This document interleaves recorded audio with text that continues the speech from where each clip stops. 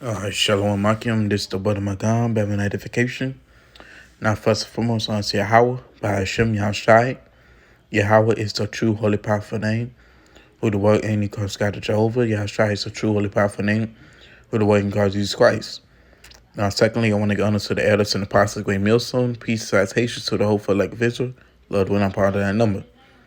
Now, this is the Buddha Magam, Bevan Edification. So I'm just going into a little quick topic about false prophets. And so the first piece I'm bringing out is Matthew chapter 7, verse 15. Beware of false prophets which comes to you in sheep clothing, but inwardly they are ravening wolves.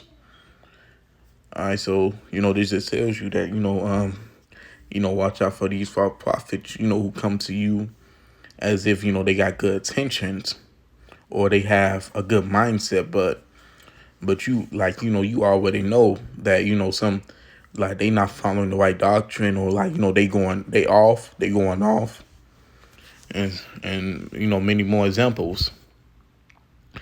All right, Colossians chapter 2 verse 8. Beware lest any man spoil you through philosophy and vain deceit, after the tradition of man, after the rudiments of the word, and not after Hamashiach. So that means you gotta make caution against people who like to follow the ideas and the tradition of men. For example, the religions, the holidays, man, anything. And they like following after that. They believe in them traditions rather than how we supposed to worship. All right, Deuteronomy chapter 13 verse 1 to 3. If there arise among you a prophet or a dreamer of dreams, and give it thee a sign of a wonder, and a sign or the wonder come to pass, whereof he spake unto thee, saying, let us go after other gods which thou hast not known, and let us serve them. Thou shalt not hearken unto the words of that prophet or that dreamer of dreams. For Yahweh thy power proveth you to know whether ye love Yahweh thy power with all thy heart and with all your soul. So through the Spirit, I think Moses prophesied Martin Luther King, because he gave a big speech about I have a dream and stuff, and this scripture cuts that whole cuts Martin Luther King in a big way, because it says there was a wise prophet or a dreamer of dreams, and his whole memo was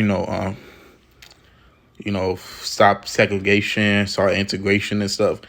And he said and he got his teachings from Gandhi and stuff, which is totally off from the Lord.